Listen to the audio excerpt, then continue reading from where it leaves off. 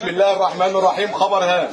أعلن اليوم الموافق 5 أكتوبر 2025 من خلال صفحته الرسمية صفحة زيكو الأهلاوي ومن موقعه هذا أعلن عن رجوع أول مشجع زملكاوي إلى رشده وعقله بالتراجع والتخلي والتنازل عن تشجيع نادي الزمالك إلى الأبد، خوفا منه على صحته وعلى صحة أولاده في المستقبل، ويصحح خطأ آبائه وأجداده الذي ارتكب في حقه من إيذاء نفسي ومعنوي بسبب تشجيع هذا النادي.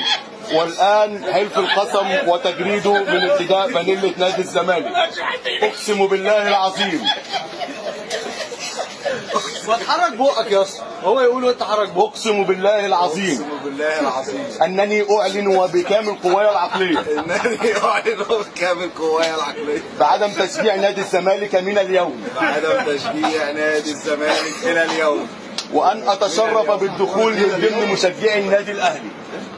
أتشرف بالدخول إلى مشجعي النادي الأهلي، أعظم نادي في الكون، اعظم نادي، نادي القرن الأفريقي، نادي القرن الافريقي، وأن أحافظ على مبادئ النادي الأهلي وان احافظ على مبادئ النادي الاهلي وقيمه، وقيامه، وأحمد الله إنها جت على كده، والحمد لله ان هي جت على كده، وأحمد الله إنني لم أمرض مرضا مزمنا الحمد لله ان ما جابليش ازمه قلبيه ولا من سكر أمراض الضغط والسكر وأمراض القلب المزمنة، وامراض القلب المسلم. والله على ما أقول شهيد. وعلى ما اقول شابة رجالة، شابة رجالة. صور يا باشا. اقلع يابا، اقلع يابا، اقلع يابا، اقلع يابا، ارمي يابا، ارمي يابا، اطلع يا رجالة.